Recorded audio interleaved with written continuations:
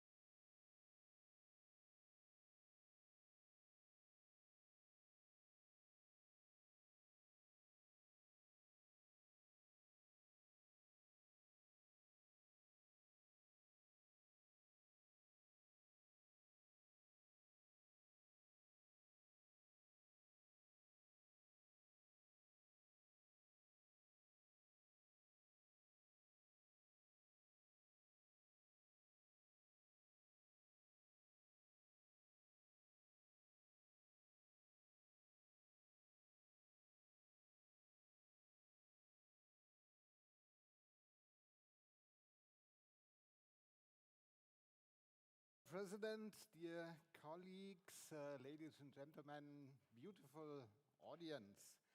As Dean of the Faculty of Law, Business and Economics, it's an honor and great pleasure to welcome you all tonight to our very special academic event, the inaugural lecture of our valued colleague, Thoko Kaime. Inaugural lectures undoubtedly belong to the most exciting events in the academic year, and they create more positive feelings to the dean than most others of his duties. An inaugural lecture is an auspicious occasion for the university to acknowledge the appointment of new professors, introduce them to the academic and non-academic community of the university, and to provide opportunity for engagement with greater community. The very special constellation in our faculty, integrating law, science, business and economics, enables us to do some very extraordinary things. Our teaching allows us to offer side-by-side classical academic courses in law, business administration and economics, and interdisciplinary programs like health economics, sports management, or philosophy and economics. Our research makes use of the rich portfolio of disciplines we find within our university, and given this background and today's audience, I think I need not point out in detail which special relevance the topic Africa has in our university. The presentation of an inaugural lecture is a significant milestone in the academic career of a full professor and provides a platform to share past research and introduce new ideas to a diverse academic and non-academic audience. So let me briefly introduce my colleague Thoko Kaime to you. He started a bachelor course in law at the University of Malawi, finished it in September 2000. After this, he passed an LLM degree at the University of Pretoria in South Africa in December 2001, and achieved his PhD degree on law at SOAS University of London in June 2007. Currently, he is professor and shareholder of African Legal Studies at our university. He started this position in December 2019. He is too project leader of Tanzanian German Center for Eastern African Legal Studies and co-chair legal aspects of sustainable energy for all community of practice, George Washington University in Washington, D.C., and senior teaching fellow and founding member, Law, Environment and Development Center, School of Oriental and African Studies, University of London, UK. And furthermore, he's Vice Director of our Institute of African Studies and Principal Investigator of the project When the Law is Not Enough, Tackling Intractable Problems of Human Rights, Prospect for Integrated Approaches.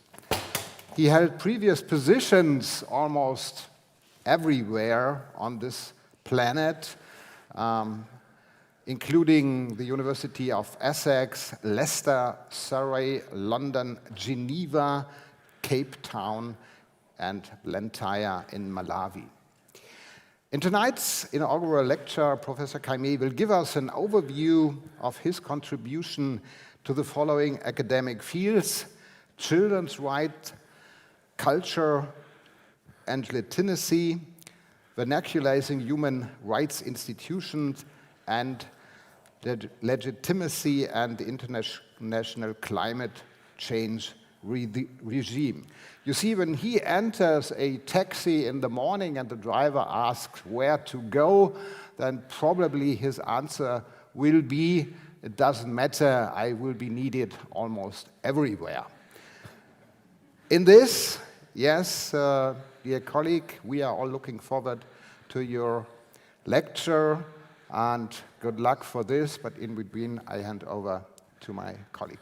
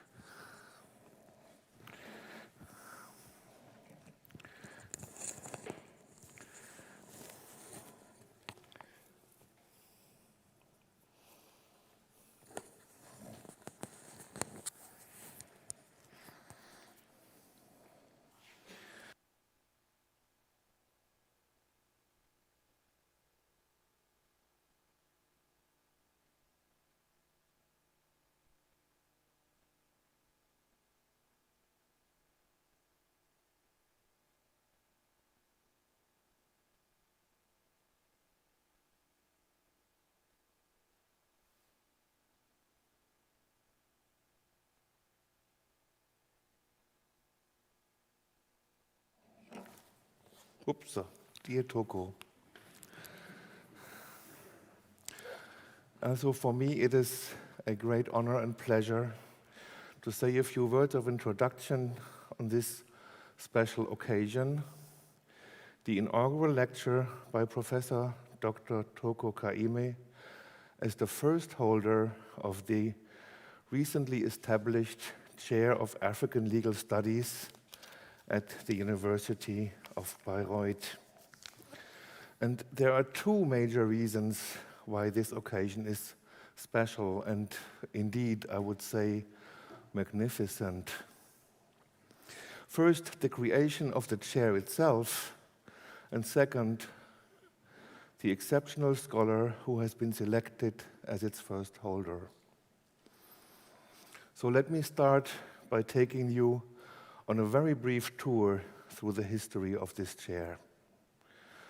I'm sure quite a few people here in the audience will remember Professor Dr. Ulrich Spellenberg, the former chair of private law, Lehrstuhl Zivilrecht 4, at the University of Bayreuth.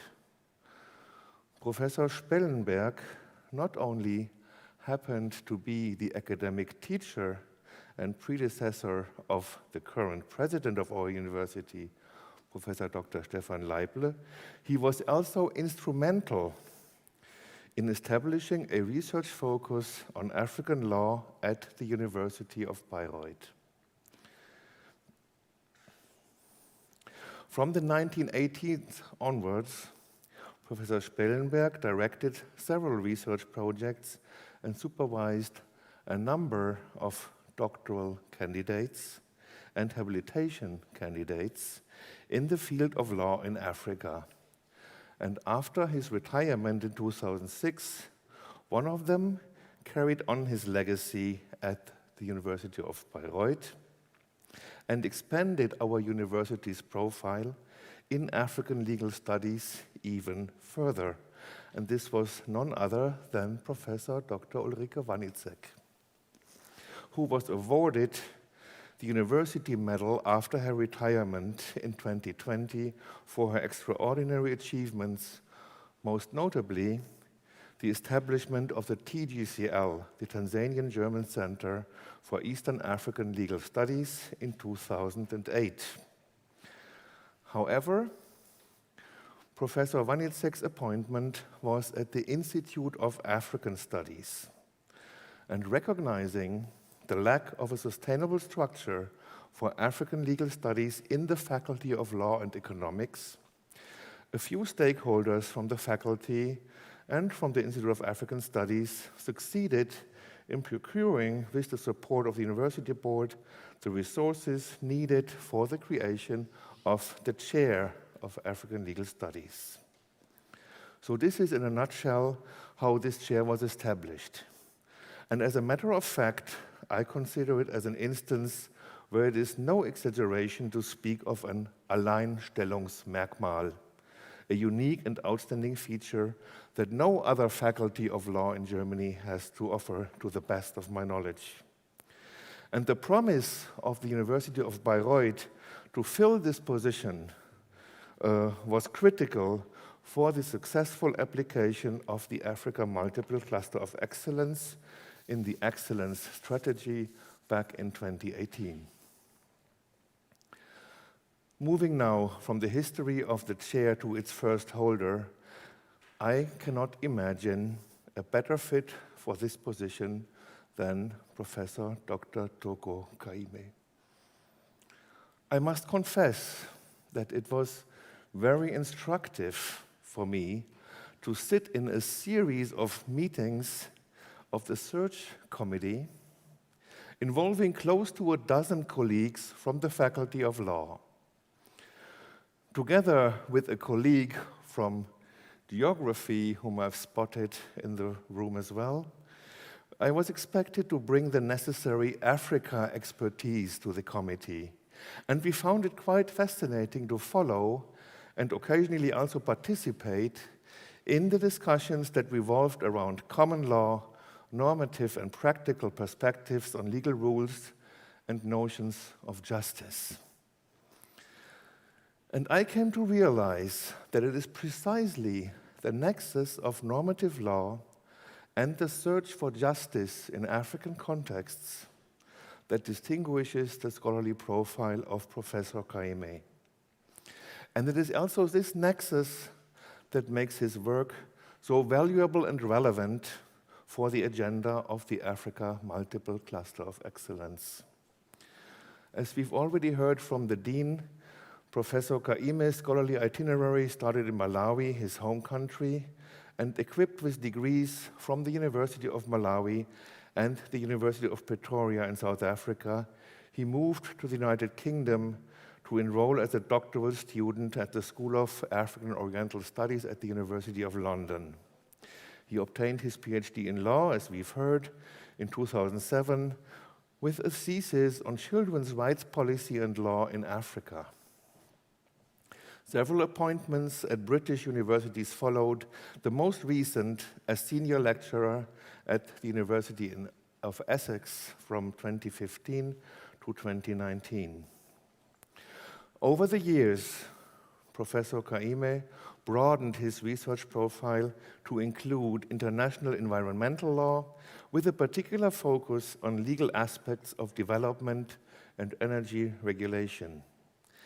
And as the concern for human well-being runs as a central thread to his scholarly work, it is anything but a coincidence that his latest interests relate to human rights and some of the intractable problems connected to them, a topic he is certainly going to address in the inaugural lecture that brought us together today. But before we listen to Professor Kaime, let me admit that as a scholar of Islamic studies, I am not well placed to give a proper appraisal of his achievements in his field. Yet, given the primacy of jurisprudence as a discipline in the so-called Islamic sciences, I cannot resist the temptation of tapping into the rich literary genre that describes the features of the good Muslim jurist. First and foremost, a scholar of Islamic law, a scholar of Islamic jurisprudence, just like any other religiously learned person in Islam, is supposed to display modesty and humility. Further, they are expected to avert the dangers that come along with the accumulation of religious and juridical knowledge, such as an inflated ego or an undue sense of entitlement. Specifically, The ethical guidelines for the ulama, the people of knowledge in Islam, speak of 4 blemishes of knowledge that need to be avoided. First, the blemishes of knowledge, boasting of one's knowledge. Second, competing with fools over claims to knowledge. Third, using knowledge to influence other people in one's favor. And finally, attempting to obtain favors from holders of powerful positions by means of one's knowledge. Now, please allow me a personal note. Dear Thoko, you have left a deep impression on me as someone who comes pretty close to being free of these blemishes. Though I should add that I find it reassuring that your humility is balanced by your addiction to fast cars and your love for fancy motorbikes. Still, your character, your principles, and your dedication to the cause of justice provide a veritable role model, as does your cutting-edge scholarship in African legal studies. Distinguished guests, colleagues, and friends, please join me in paying tribute to Professor Dr. Thoko Kaime.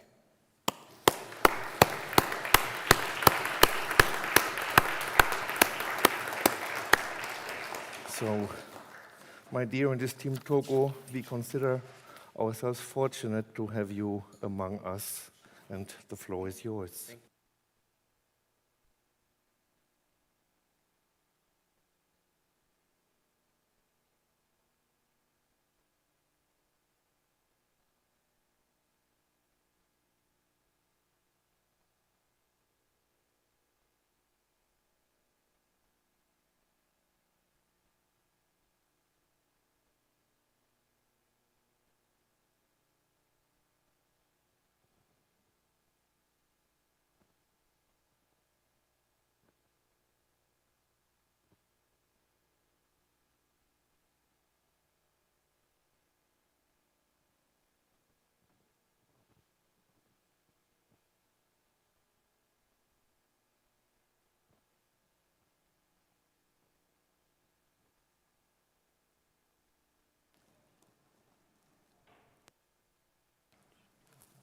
Okay.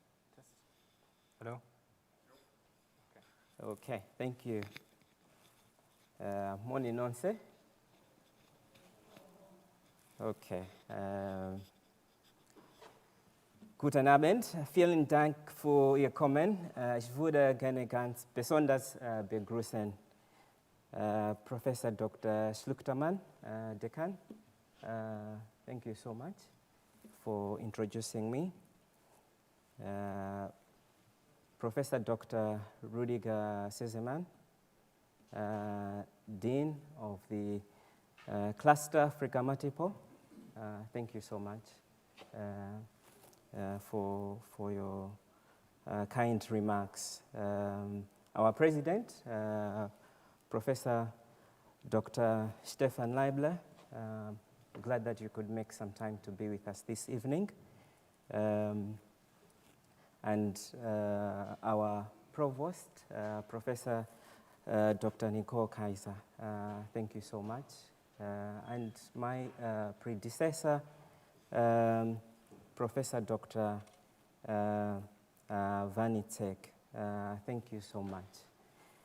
The past year has been really tough on everyone, and I have not been spared. And so I would like to thank the colleagues at my chair, especially for carrying on when I was absent for long periods. You made today possible, and I'm very grateful for this.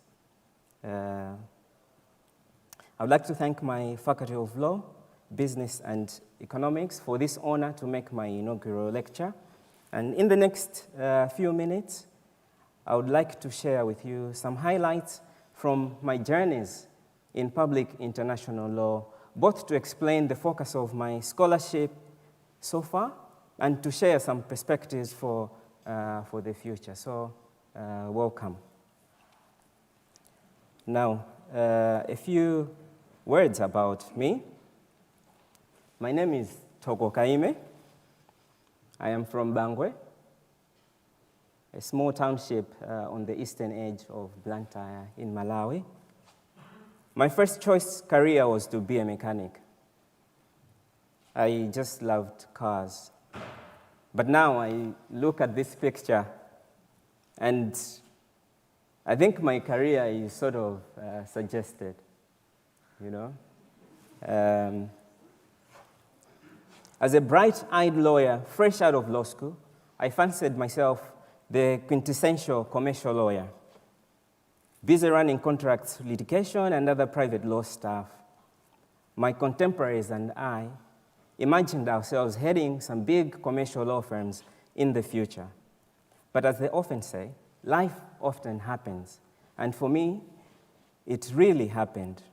Overwork quickly led to burnout, whereupon my principals recommended that perhaps I take a break from legal practice in order to recharge. And whilst we're having this conversation, an opportunity came along to undertake a master's degree at the University of Pretoria. And for me, it was a nice way to take a long holiday in a foreign country without spending the money that I did not have. Little did I know that this would be one of the most defining events of my life. So, master's completed, I quickly rushed back home to continue my commercial lawyer life, but something was missing. It was just impossible for me to not wonder about the Global Human Rights Project. What did these rights mean? What did they mean for those who could not speak or identify with the formalist language in which they were couched? I wondered whether it was possible to articulate these ideas in locally recognizable forms whilst keeping true to the normative prescriptions that we call international human rights. I knew at this point that I wanted to know a little bit more about human rights, particularly the idea of articulating these human rights principles in forms and structures that were readily recognizable by the communities towards whom these messages are addressed.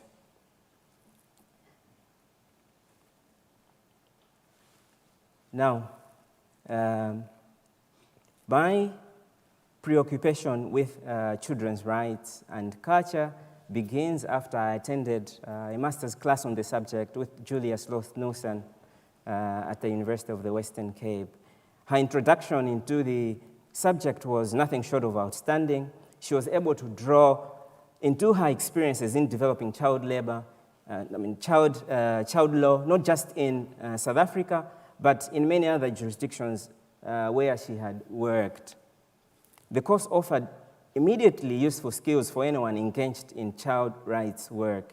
Yet, despite the depth of the knowledge that she gave us, I still struggled with the place of this category of rights at the local level.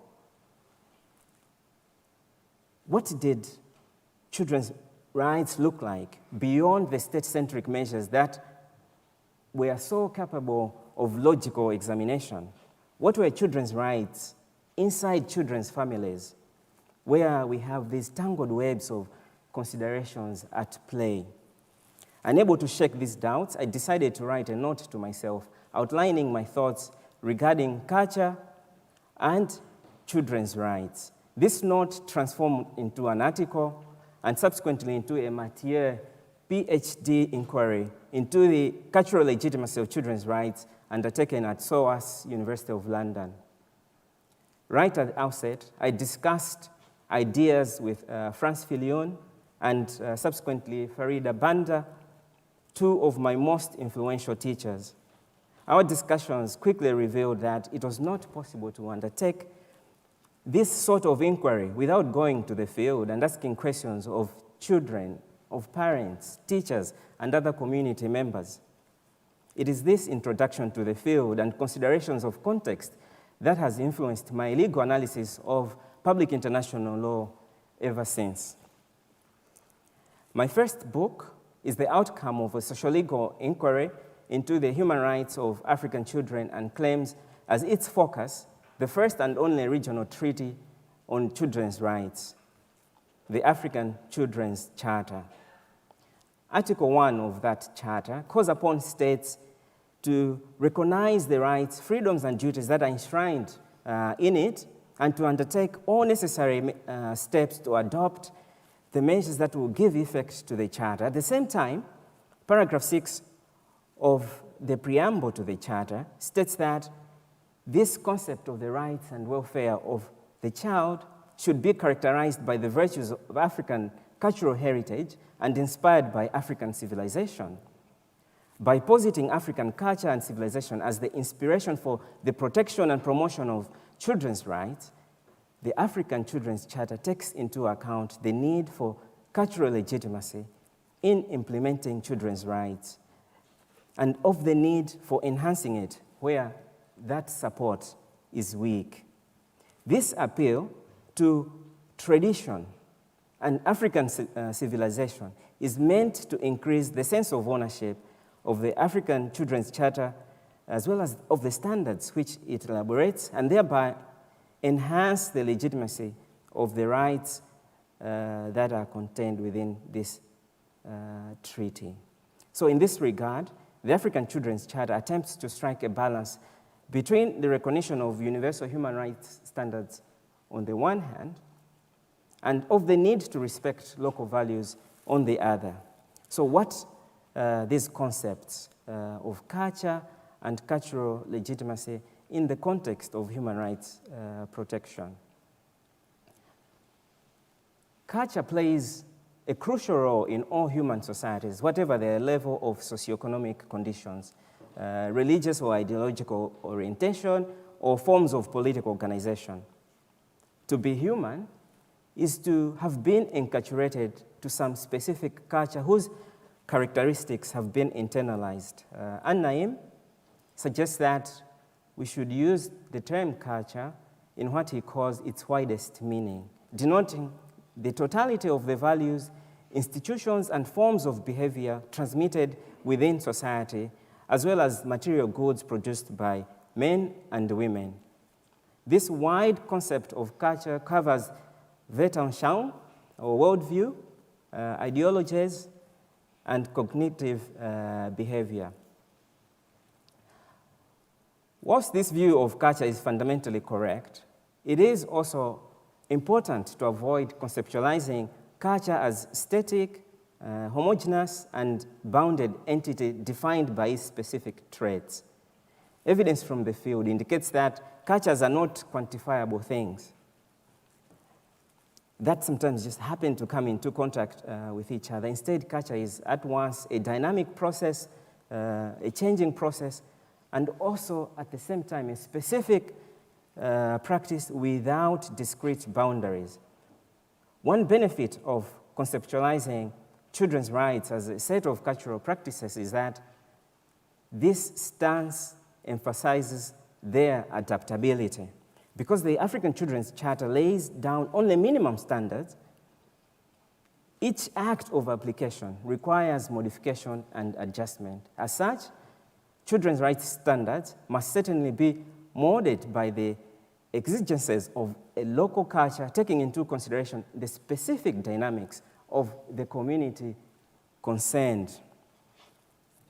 The related concept of cultural legitimacy denotes the quality of being in conformity with the accepted principles or rules or standards of that particular culture. The defining characteristic of cultural legitimacy is the authority and reverence derived from internal validity, and in this sense, a culturally legitimate norm, rule, or value is respected and observed by members of a particular culture, presumably because it is assumed to bring benefits to the members of that particular community. And the corollary of this is that a rule or norm which does not command adequate legitimacy will not enjoy sufficient observance or support. Such a rule is more likely to be breached than observed. The difficulties in implementing children's rights standards as charted down in the African Children's Charter may be said to derive in part from the insufficiency of cultural support for the set of social practices that comprises the particular claims or particular rights that are expressed in the document. And so the level of cultural support for any particular children's rights will be different at the international, regional, national, and local level, dependent on the cultural legitimacy that it engenders. So whilst strategies for securing cultural legitimacy at any of these levels will be aimed at the same result, and that's the enjoyment of rights by children, the strategies employed at any of these levels must necessarily be different to suit the dynamics of the context under consideration. There are several benefits associated with seeking to raise the cultural legitimacy of children's rights within various African states that have subscribed to the standards of the African Children's Charter. So in the first place, enhancing the cultural legitimacy of children's rights motivates individuals and communities to take action in favor of children's rights, because this is now viewed as a legitimate goal or interest. And then, secondly, the mobilization of individuals influences political forces within the community, thereby inducing those that are in power to accept accountability for the implementation and enforcement of these rights for the benefit of the children of that particular society. So in short, a more durable methodology for entrenching children's rights is to address their cultural legitimacy. I really enjoyed working on this book, particularly finding the alternative languages in which human rights could be addressed. For me, as a typical common law black letter lawyer, the learning curve was as steep as it was enlightening.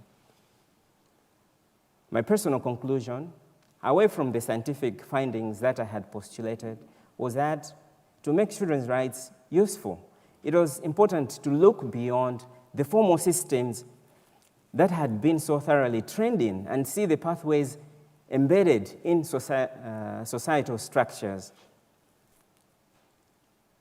Yes, it is important to bring cases to the African Commission, to the African Court of Human Rights, or present state reports to continental or global human rights bodies.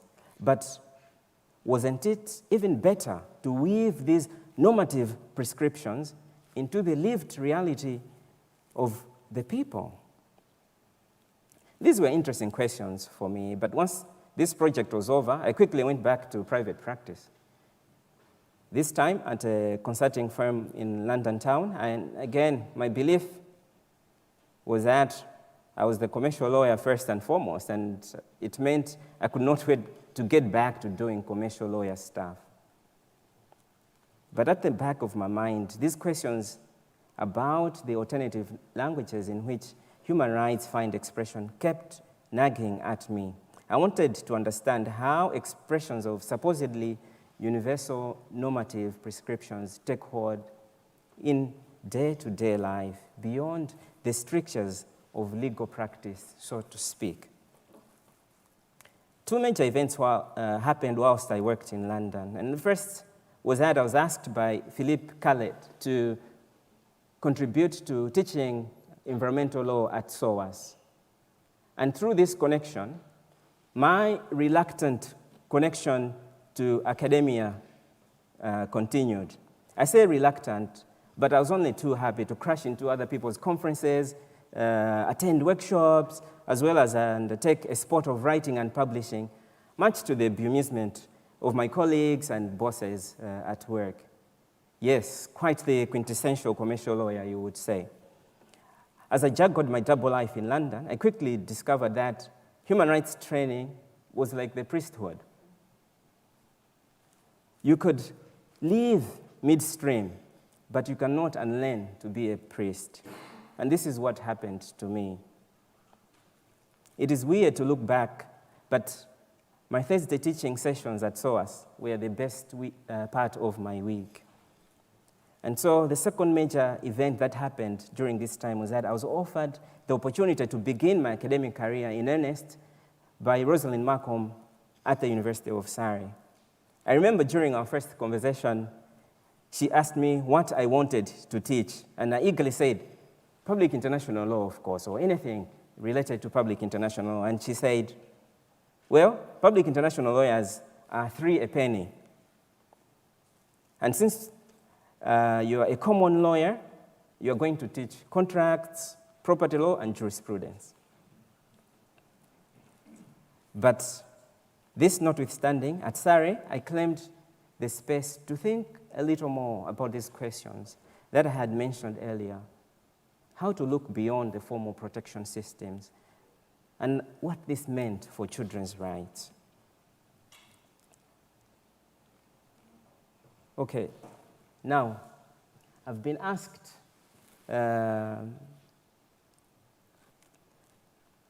many times, why does a lawyer step away from the strictures of legal fiat and concerns oneself with inquiries that are perhaps best reserved for anthropologists or sociologists?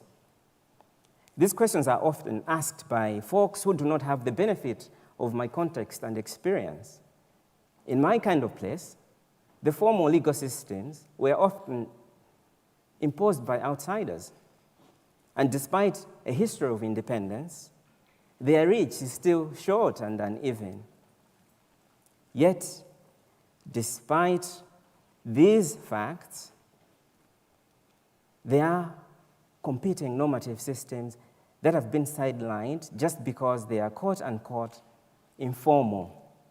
These so-called informal systems have carried the people for thousands of years, and despite earnest attempts by colonizing legal systems to delete them, they still rise. They still work. So for me, incorporating these systems in the protection and promotion of human rights is a no-brainer. I think it is necessary work. My second book, The Convention on the Rights of the Child, a cultural legitimacy approach, gave me the opportunity to explore this idea, to investigate how the cultural legitimacy of children's rights could be raised through an institutionalist critique of the structures designed to implement this category of right. Now, the departure point of this book is Article 44 of the Convention, which states that every state party to the Convention undertakes to submit to the committee periodical reports on measures that the state party has put in place to give effect to the provisions of the Convention.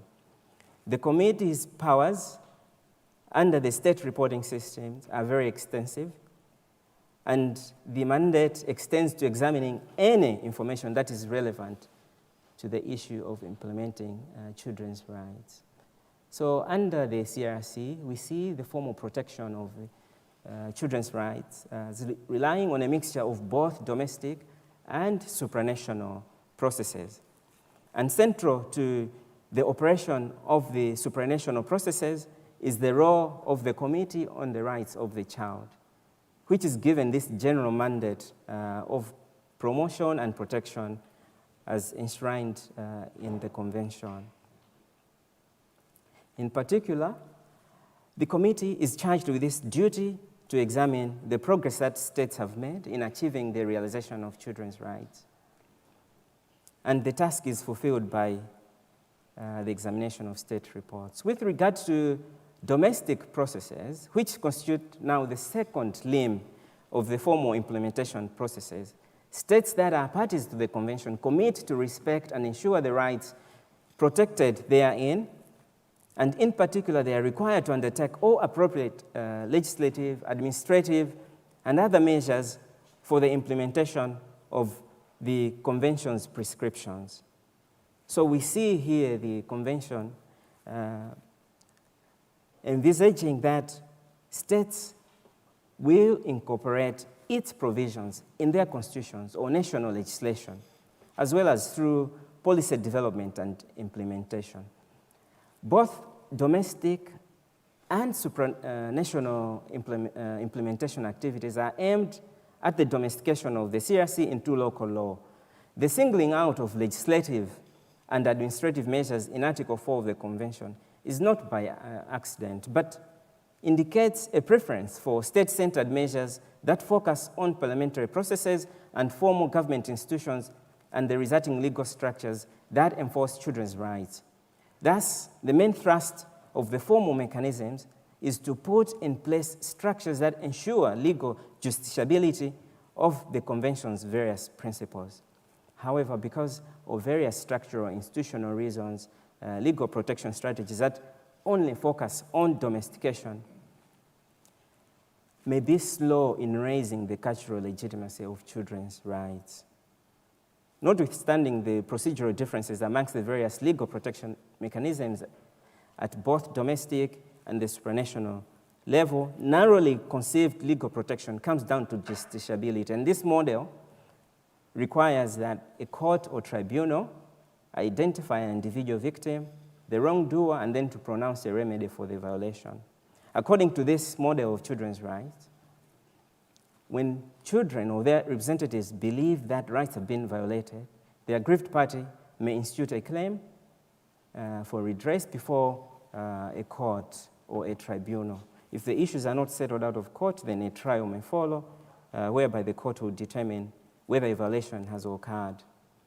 So, for example, if a child proves that she's been denied access to education by a particular state policy, for example, or actions of state employees, then the court would direct that the offending policy be discontinued or that the state officials refrain from implementing the said policy.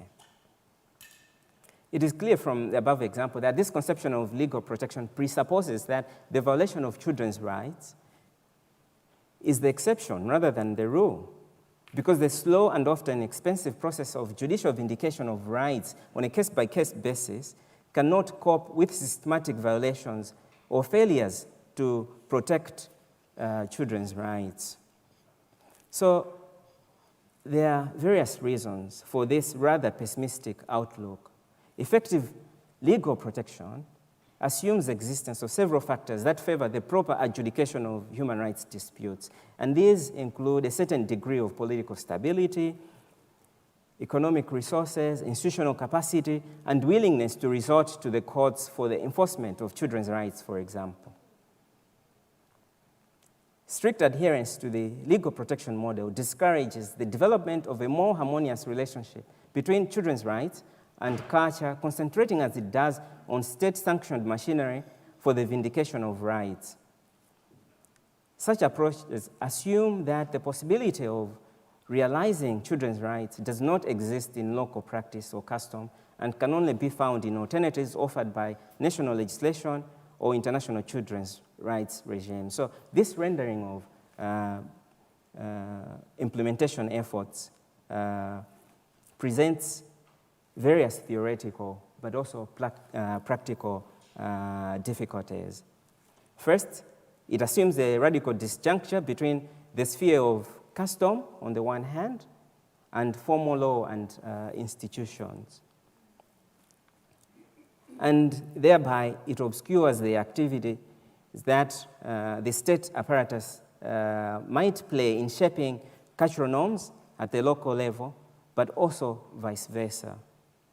And secondly, the assumption that local practices offer no basis for children's rights preempts an open-minded assessment of local practice and institutions, which assessment might actually lead to recognition and utilization of whatever positive openings are presented by the general principles of fairness and justice in any community's value system. Now, I do not propose ignoring legal protection as a means of securing the promotion and protection of children's rights. I'm a publicist after all. Rather, it is proposed that the focus of implementation models also be shifted to other measures as stipulated by Article 4. The open-ended nature of the provision allows for imaginative responses tailored to suit local situations and help achieve broader, more affordable, accessible, and inclusive protection regimes aimed at raising the cultural legitimacy of children's rights. And such an approach is also clearly in line with the call that due account must be taken with the local traditions and cultural values in the promotion and protection of children's rights. Now, I want to share a few perspectives that go beyond children's rights and to look at legitimacy theory as a general category of critique in public international law. So at SARI, when the teaching role was called, I was pleasantly surprised to find out, despite Rosalind Malcolm's mortal threats against public international lawyering, my teaching obligation included public international law, international environmental law, and jurisprudence. Additionally, she also asked me to serve as deputy director for the Environmental and Regulatory Research Group, a sort of lawyers' club for tree huggers like myself. And boy, was I happy. I think my time at SARI was when this idea that I was a commercial lawyer was finally put paid. What these concentrated roles offered me was the opportunity to think about these questions and apply them to institutions beyond human rights practice, and to do so in a broader way, because there, too, the level of contestation and challenge between normative ideals and practice was really stark. In particular, I was curious about the possibilities offered by a general theory of legitimacy in public international law. And there are several reasons for undertaking this work. So first, the subject matter of public international law has expanded significantly over the last 50 years. Today, there's significant overlap between the kind of questions that traditionally might have been addressed by states as a domestic concern and the kinds of questions that international law addresses. The negotiation of international rules creates pressures to harmonize the regulatory choices that states have. So, for example, trade issues addressed in the context of the WTO no longer are conceived as involving exclusively economic questions. There are pressures to link it with environmental concerns, but also human rights concerns. International law, then, has been at the forefront of denationalizing state law, but also international law, by having generated an increasingly dense set of substantive rules that directly concern questions traditionally decided by the national legal processes. And the second reason is this: the procedure by which international law is generated increasingly diminishes the link between state consent and the existence of an obligation under international law. So traditionally, international legal obligations arose either because of a specific treaty obligation assumed by the state ratifying that particular treaty, or as a matter of customary international law reflecting long-standing customary practice by states. But treaties today, though still only binding on states that ratify them, increasingly delegate powers to treaty-based bodies with a quasi-legislative or quasi-judicial character. And within their subject matter jurisdiction, these bodies are authorized under the treaty to develop and determine specific content of obligations that states are held under without a further act of state confirmation. So in the context of this changing reality of the reach of public international law beyond states to regular pedestrians like myself, how then should citizens engage in international law? To what extent should they see themselves as constrained by it and design domestic institutions so that compliance with international law is assured? To what extent should they see themselves free to disregard it and design institutions that ensure the desired flexibility? If a duty to obey international law is a function of its legitimacy, how should that legitimacy be assessed? So in a series of 5 articles between 2011 and 2015, I developed a discursive framework for assessing legitimacy in international governance. Though these works focus primarily on sustainability governance, 3 core dimensions of a discursive institutionalist framework of legitimacy in international law can be identified. First, input legitimacy. So this refers to the notion that those being ruled should have something to say in the policy-making process. So in a representative democracy, for example, input is secured through the right to vote, and it assures the accountability of decision makers to those whom they represent. Input legitimacy is one of the most difficult elements to achieve in international norm creation. And here's why. Firstly, the absence of strong transnational interest representation leads to decision-making that is not informed by the interests of those affected. Secondly, and perhaps most significantly, in regard to global issues such as climate change, those affected by decisions are often not represented in the decision-making process. So if we use the recent climate conference in Glasgow, COP26, as an example, one would be right in assuming that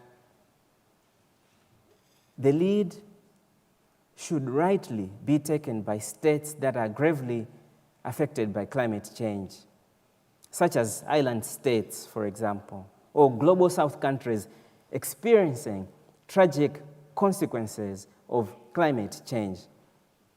But is this what we observed? Who was leading the discussions in Glasgow? And what does this mean for the standards that then emerge from this process? Second, throughput legitimacy. This refers to the quality of the process by which rules are determined. To ensure throughput legitimacy, it is important that it is clear who is responsible for which decisions. From a democratic theory perspective, a legitimate decision-making process cannot simply rely on majority voting, but must involve deliberative processes in which individual interests are subjected to public scrutiny. Thus, in order to secure throughput legitimacy, it is essential that at the international level, decisions are not simply made through diplomatic bargaining, but via a process of deliberative argumentation in which individual interests are placed in the open, scrutinized, debated, and justified in relation to their efficacy. So again, reverting to COP26, China, India, the US, the UK, the EU going into a room, and then moments later phasing down coal hardly sounds like throughput legitimacy, for example. Third, output legitimacy. This refers to the substantial quality of rules themselves. This is an important aspect of the concept of legitimacy because even a system which follows a legitimate process in its decision-making and norm creation but produces unacceptable outcomes must be considered illegitimate. Its subjects will not voluntarily comply with its rules. So, a final example from COP26. So on the one hand, we say that climate vulnerable states, many of whom are energy poor, are asked to get on this march towards renewable energies, whilst those that cause the problem refuse to acknowledge loss and damage caused by climate change.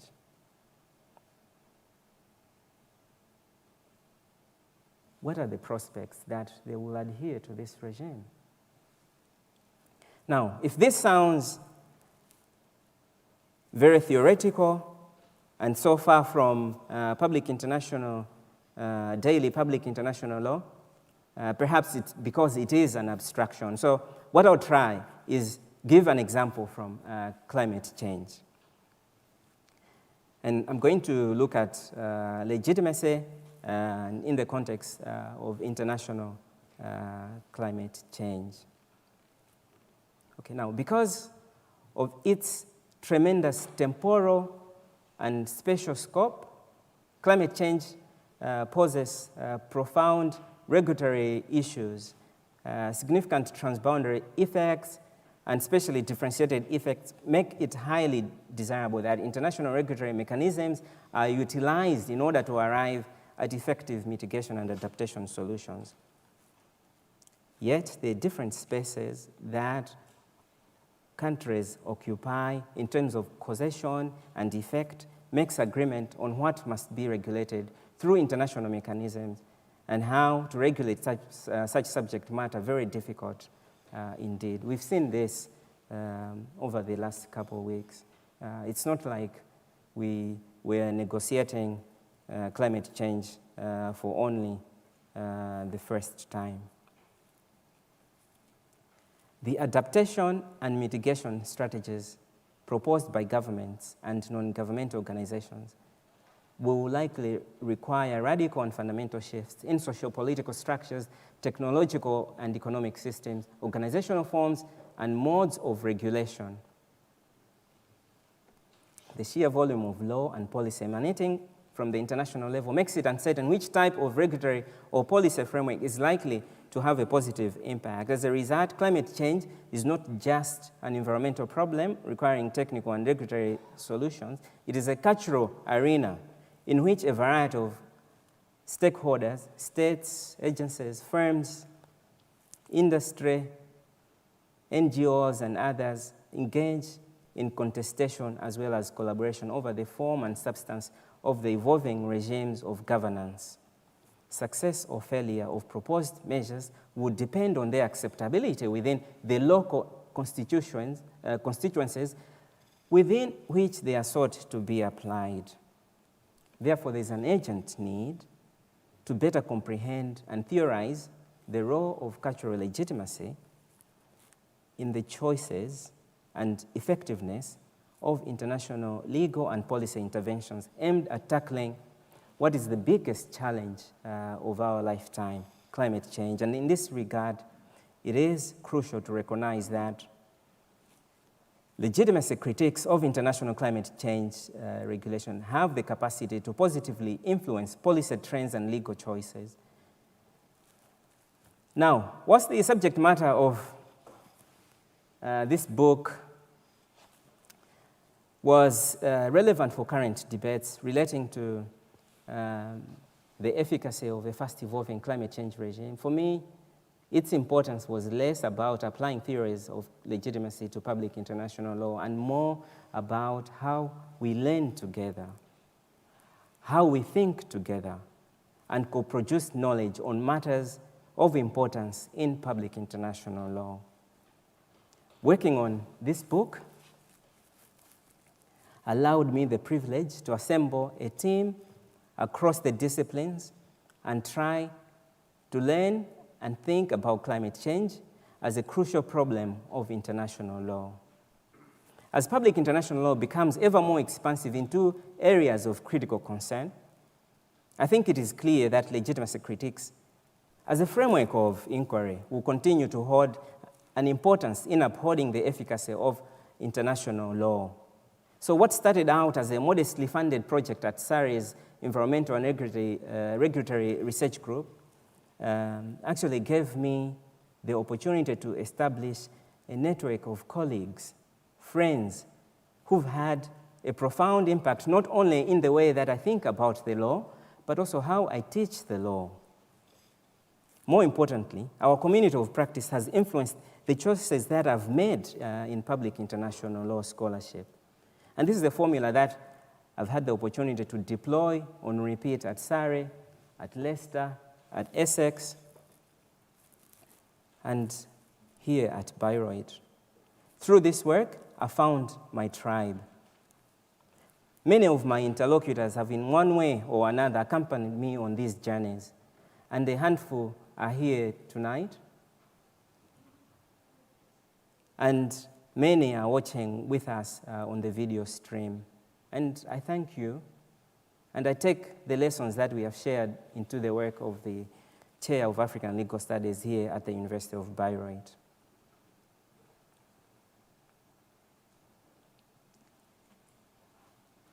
My tribe continues expanding here at Bayreuth. I've met several fellow travelers who are committed to fight against social injustice in its many forms. Looking ahead, I've chosen to focus my work on tackling intractable problems of international law. These are so defined because of apparent difficulties to resolve them, despite an ever-growing framework of treaties and institutions dedicated to their resolution. There are a number of obvious examples, and they could include child labor, human trafficking, the protection of LGBTQI+ rights, racial discrimination. And one must ask why, despite the establishment of these extensive legal frameworks, do violations of these rights still persist on a large scale? Whilst it is tempting to analyze these failures of international law at a theoretical level, this can never be sufficient, because the grounded factors that prevent the full compliance are almost always outside of the law, something that is often hard for us as lawyers to accept. Consequently, it is important to pursue a grounded research agenda in understanding why these attempts at regulation continue to fail, and sometimes fail at a massive scale. What are the factors that are holding back the legitimacy of these internationally accepted normative standards, and what can be done to achieve durable compliance with these standards? Of these intractable problems, racism, mainly in its systemic and institutional manifestations, has a particular urgency for me as a Black person, way beyond my interest in public international law as a field of inquiry.